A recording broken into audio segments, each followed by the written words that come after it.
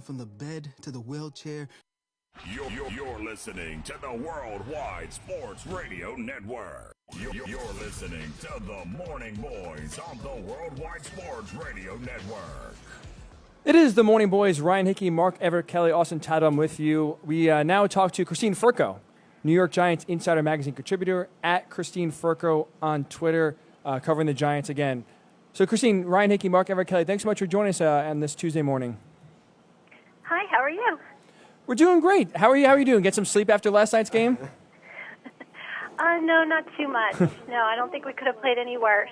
Yes, it's been a tough game. So I'll start with this then. So looking back last night on that Giants game, again, they lose to the Cowboys, now have dropped 4 in a row. What do you take away from this game? Is there any positives that you could take away from the Giants aspect?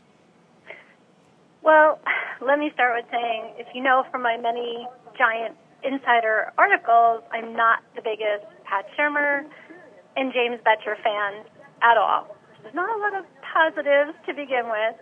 And actually, we made Dak Prescott look like Joe Montana last night, which we know he isn't, but, it's horrible to, have your 6th straight loss to Dallas. But I did think that we did play better, but the problem is we always find ways to lose. The Giants have a losing culture. And, some teams know how to win and others know how to lose. We started with some momentum last night with the first play, an interception of Dak Prescott by Antoine Bethea. But we had to settle for a field goal, which is a pretty common theme always, and especially last night. Shurmur's unimaginative and predictable play calling is always a problem. On third downs, we have no answer. We never seem to have a plan. We have the worst play calling in the red zone. So not a lot of positives at all. And I really, this is going on for the last couple of years now, but truly the biggest issue, hands down, is the offensive line. I've written about this time after time after time. We don't block. Daniel Jones is getting killed back there. I'm surprised he was even able to get up. But I do like his toughness, which is a positive. He definitely needs to hold on to the ball. But the entire offensive line is horrendous, especially at the tackle position. Nate Solder is definitely overpaid, and clearly Gettleman's worst decision so far. The only positive we really did see last night was from Will Hernandez, who showed us a lot of fire during those altercations with Dallas. So he was really like the star player of the game in my eyes. And, as far as Leonard Williams goes, a lot of people were, on both sides of the fence with his acquisition. But I say give him time. He definitely showed some signs. He can definitely improve the defense, especially the defensive line. So, it's kind of it in a nutshell. It's just kind of the same old. I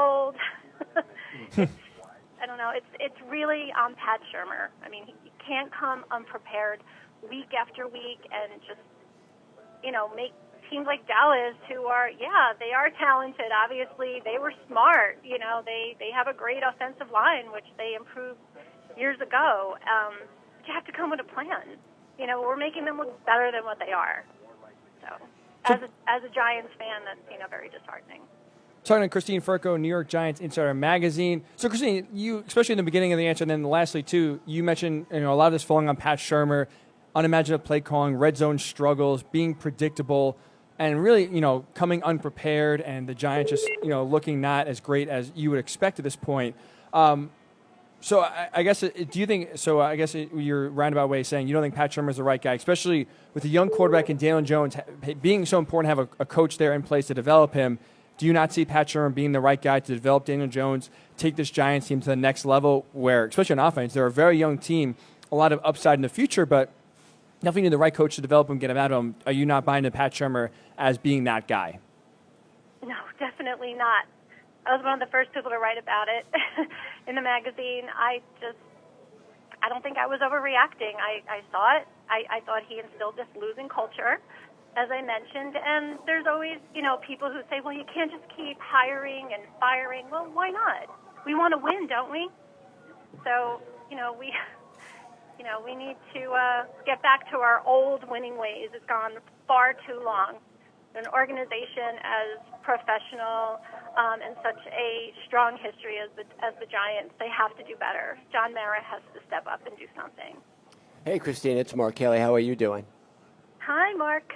So now I saw your last article. You're comparing the Giants' road ahead to what the Colts and the 49ers have established the last couple of years.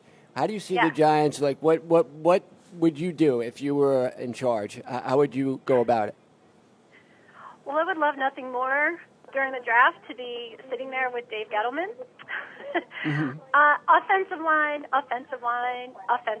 Right.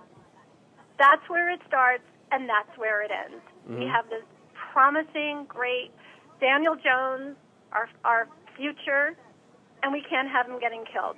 And it just goes to show what happened to Eli. For the past couple of years, he was getting killed. It was not Eli's fault. And just as it will not be Daniel Jones's fault. So it always starts with the offensive line. Quentin Nelson, look what he did for the Colts. He completely changed the offensive game over there. He did. McClinchy on the 49ers, and they're game changers. So I would totally address the offensive line, hands down. We have Saquon Barkley. We have arguably the best running back in the league, and we're wasting his prime time, basically. Yeah, and we need to block. Yeah, and I think that everybody was shocked at Daniel Jones' pick, but he's kind of worked out pretty good. You look at the fact that he looks like he knows how to read defenses. It looks like his footwork is really good. But you're right. So often he's not protected. And we see that with the other team that plays at MetLife Stadium, with a coaching staff similar that doesn't know what they're doing, or an organization that doesn't know how to draft. And with a weak offensive line, you are at the mercy of the other team.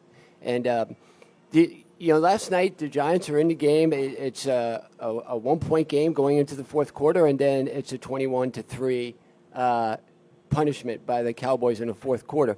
Do you think that the Giants' defense just tires out, or what was it last night specifically that led to that avalanche in the fourth quarter? I have to be honest, I cannot hear you. You can't. Sorry. Okay. Can't hear you. I apologize. Let me try again. Can you hear me now? Is this better? No, I'm sorry. There's a commercial playing, and I can't hear over you. All right, we'll put Christine on hold and try to reconnect with her in just a little bit here. But like you mentioned, a lot of issues with the Giants here. There. Are we back? Okay. Christine, can you hear now? Is this better? Yes, that's okay, better. Great. Okay. I'm so sorry. All right. Yeah. So don't worry about it. All right. So last night, a 1-point game going into the fourth quarter. Okay, and it looks like that the Giants could pull an upset. It certainly looks like that they're playing. The Jets beat them when they came into the MetLife Stadium, so it was kind of like the same scenario. But then it turns into a 21-3 avalanche in the fourth quarter. What was it that you saw that the defense just fell apart like that? I can't hear you too good, but what I will say is that we have a lot of problems in the red zone, and that's where we have our difficulty, and I wanted to really bring that out. That is where... that's where we lose games. Mm-hmm. Yeah, Shermer never has a plan in the red zone, and we always allow the other team to just do whatever they want. Mm-hmm. Yeah, I think, too, with the defense last night, and the defense has been a problem all year. The defense is slow and lost. Yeah. And Ogletree cannot tackle anyone, can't stop anyone. And it seems to be like you said, you have some of these guys that they drafted. Barkley's a guy that when he was drafted, everyone thought that this guy was going to be a difference maker, and he can be. But when you're behind, or when you can't score when you're in the red zone consistently, it seems like the field goal kicker last night, they just settled for field goals, and you're not going to win in the NFL that way. But like you said, and you could see it with the Jets too, and Adam Gase, when you don't have any type of creativity in your play calling, especially when it comes down to around the goal line, you're not going to be able to put the ball into the end zone. And I think that's pretty much been the Giants' problem is Daniel Jones has been able to drive the ball up and down the field, but when you combine the fact that the defense isn't doing anything to stop the other team, and then they're collecting field goals, it's a recipe for disaster. So how would you handle the draft going into next year? Well, I just wanted to also mention with the defense, DeAndre Baker was terrible. I mean, he first-round pick. That was, definitely an issue. And a player that I would, try to handle better next year, we have a great weapon in Evan Ingram. A coach like Bill Belichick, to me, the greatest coach ever, he would maximize his potential. Evan Ingram is a weapon, and we don't utilize him. We don't give him the ball, especially in the red zone. He's big. He's uncoverable. We don't take advantage of that. Yeah. So that is something moving forward. We need to utilize Evan Ingram a lot more. And again, addressing the offensive line, especially the tackles. The left side, Nate Solder, completely overpaid. You can see why the Patriots released him. Yep. But our tackles are horrendous, as is the whole line. So those are definitely two things that I would address, but I'm very repetitive about the offensive line. That would be my number one concern next year. Talking to Christine Firko, New York Giants Insider Magazine. Christine, I'll wrap up with this, at least for me. Daniel Jones right now, 7 starts in, right, has that burst on the scene against Tampa Bay, plays great, takes the world on fire, beats the Redskins 2-0, now lost 5 straight. What is your biggest takeaway from Daniel Jones these 7 games? Have you been impressed? Are you concerned about a possible, regression since that unreal start against Tampa? What are your overall thoughts, Daniel Jones, 7 games in as a franchise quarterback for the Giants? I'm very impressed with him. I mean, I think he's a good athlete. He runs. He gives us, he has the legs.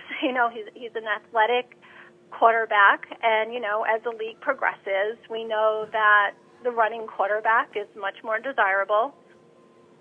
He has a lot of Eli qualities, definitely. He's very good for the New York market, but we know the obvious problem. He needs to hold on to the ball. That's his issue, and that's what he needs to work on. But I think he has the temperament. I think he has the talent, the poise, and he's doing, I believe, everything he can to help us to win. We got Christine Firko, again, senior writer for the New York Giants Insider Magazine. Christine, thank you for your time this morning, and we appreciate you joining us here on the Morning Boys.